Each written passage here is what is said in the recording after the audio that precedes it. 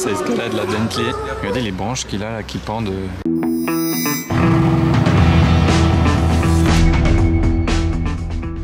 Hello everybody, this is Fipe, comment allez-vous les amis? On se retrouve pour une nouvelle vidéo à Monaco, bienvenue. La météo n'est pas folle aujourd'hui, mais il y a un rallye qui a prévu d'arriver aujourd'hui à Monaco. Pas un rallye style le Monte Carlo, un rallye plutôt comme le Gumball 3000 on va dire, pour vous faire comprendre le type de rallye que ça va être. Mais beaucoup plus petit, il y aura une dizaine de voitures. Mais il y aura des trucs plutôt intéressants, donc je vais aller les attendre à leur hôtel Fermont. Mansouri. Comme style. C'est ça la magie de Monaco. Il y en a pour tous les goûts.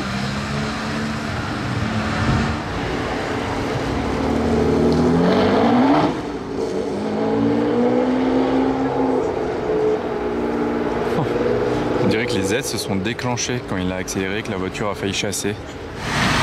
Nouvelle Aston Martin Vanquish. Une nouvelle livrée à Monaco.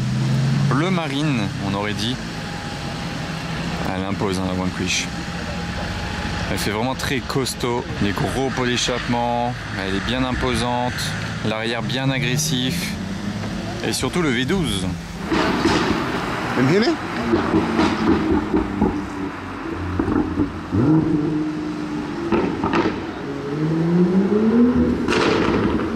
Lui, il a fait une reprogrammation Pop and Bang. Hein. C'est bien entendu, et là on a une RS6 en V10. Déjà bon, le combo est pas mal du tout, 2 missiles. Vous voyez, certaines supercars n'ont pas peur de la pluie, hein. Ça fait toujours plaisir. Mais là en plus on a un V10 qui croise un V12. Par contre c'est un peu moins serein de sortir en F12 qu'en Huracan quand même, sous la pluie. Faut y aller un peu plus mollo. Oula, qu'est-ce qu'il nous fait? Ah ouais non, il évitait le bus, ok. Je me suis dit qu'est-ce qu'il va nous tenter.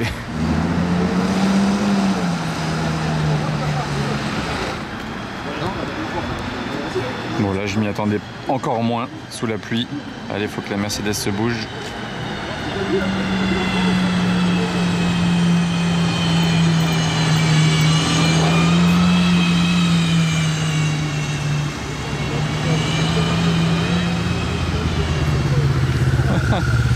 Je m'y attendais tellement pas sous la pluie. Valkyrie orange, mais quelle voiture! Non, c'est improbable là.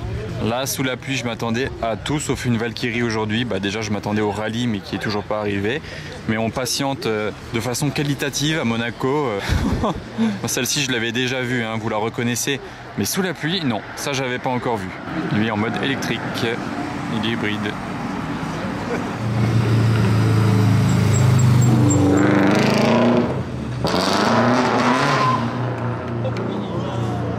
Je l'ai senti venir. Tout le monde l'a chauffé en plus. C'est le rallye Monte Carlo bis, les amis. Oh, la couleur là, c'est un wrap. Hein.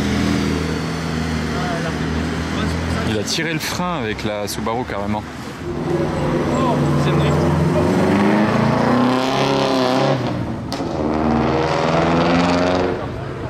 Première voiture du rallye arrive.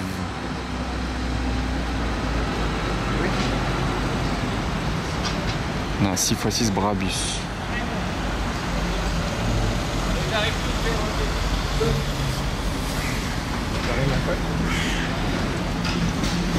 Les voituriers vont les accueillir. Ah, le 6x6 c'est un bus quand même. Hein. Il est arrivé bien gentiment. Et moi j'attends surtout la Bugatti. Hein. C'est quand même la favorite du rallye. Et il y aura beaucoup à en dire sur elle. Ça enchaîne avec une Huracan Evo, une Rolls Ghost,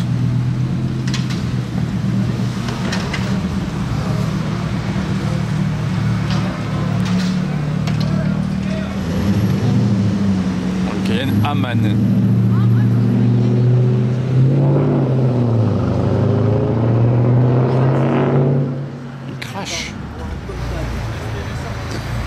Alors là, il y a une Bentley qui a été préparée pour faire comme le Dakar, pour faire du désert, pour faire du tout-terrain, pour faire tout type de terrain, voilà, comme son nom l'indique, du tout-terrain. fait une Bentley Continental GT, donc c'est la base de la voiture. C'est fait pour tout, sauf aller dans le désert. Mais maintenant, elle peut. Improbable, c'est un peu comme la Porsche 911 Dakar ou la Huracan Sterato. Ça n'existait pas chez Bentley. Bah, cette personne l'a fait avec cette Bentley. C'est improbable. J'allais dire, faut pas avoir peur de modifier une Bentley comme ça, mais en soi, les Bentley comme ça, première génération, ça vaut vraiment plus rien. On en trouve à quoi je suis sûr qu'on peut en trouver à 20 000 €, qui ont des kilomètres, vraiment voilà, qui sont bien anciennes. Donc il n'y a pas un gros risque à la préparer de cette manière-là. Qu'est-ce que vous en pensez?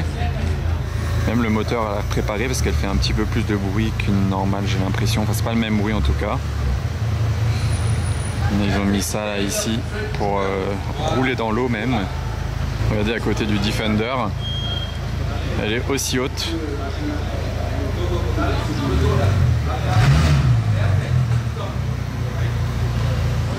Un nouveau participant du rallye en Puro Sangue d'une couleur très sympa.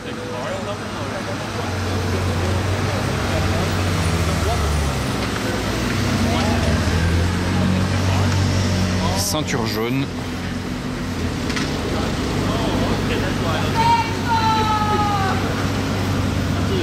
J'attends la Bugatti avec impatience quand même. Elle va tous nous choquer. Elle est très jolie celle-ci. Petite plaque sympa en plus qui va bien. Et l'échappement aussi.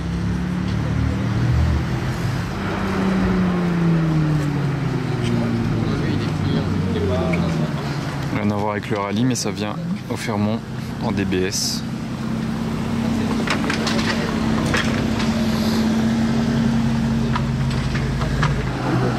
Urus avec les parties rouges en velours.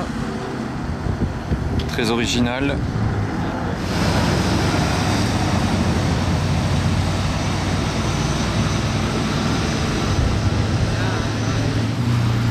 La pluie est fâcheusement de retour, malheureusement. Et la Bugatti va arriver d'une seconde à l'autre, apparemment. On se mouille pour faire du beau contenu, les amis. On a un petit enchaînement qui arrive, donc c'était une M3, là il y a une RS6 qui monte. Ah, et il y a l'Aveyron tout là-haut, ok, c'est plus qu'un enchaînement, il y a l'Aveyron carrément.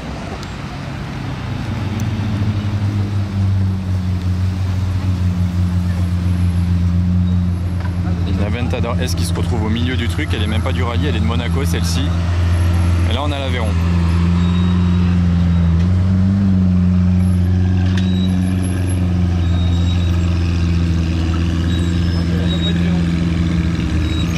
Admirer les images et je vous la détaille un petit peu plus après. Je vous explique un peu le pourquoi du comment. Je vous avoue que c'est choquant.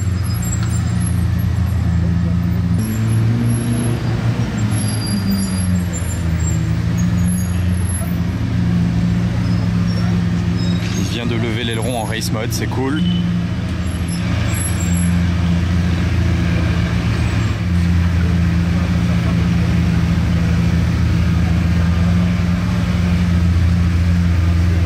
Délire. Et ça c'est la voiture de l'organisateur du rallye carrément.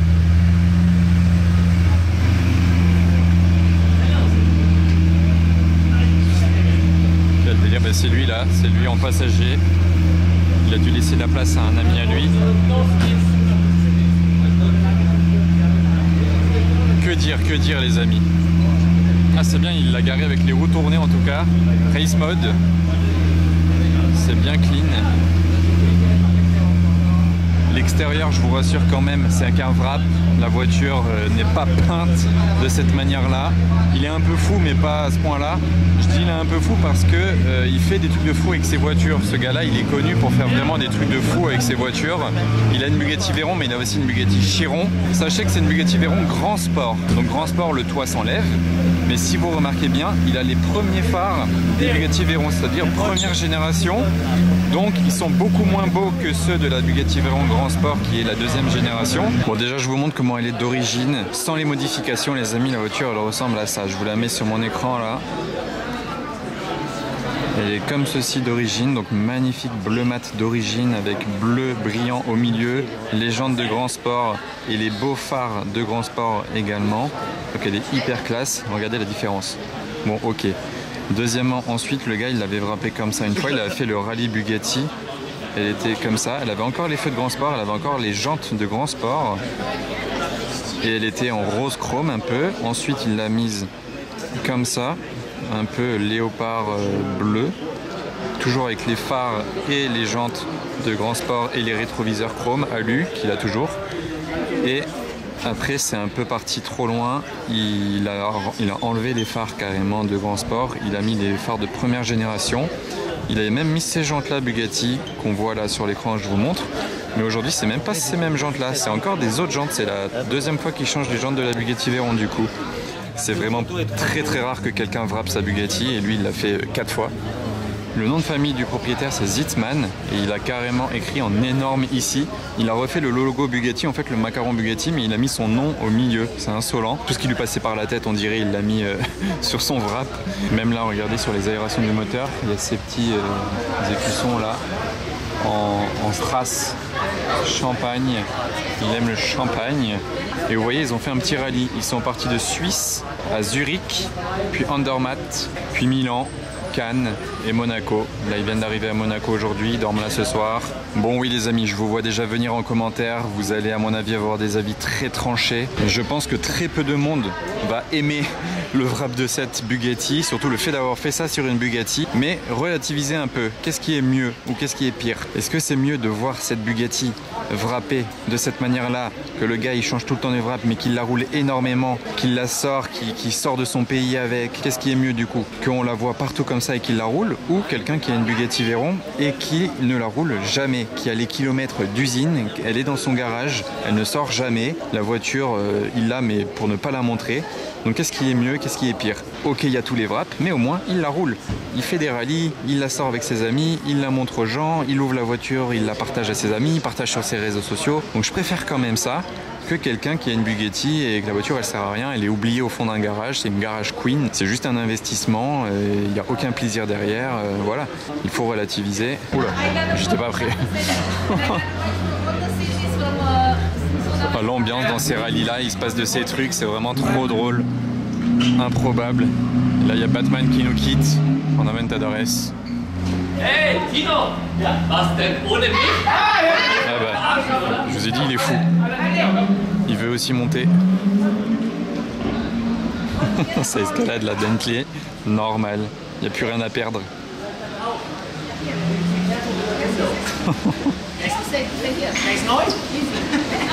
Il n'y a rien qui va. J'adore l'esprit des rallyes, je vous ai dit juste avant, j'adore ça, vraiment, regardez, vous voyez ça que quand il y a des rallyes automobiles.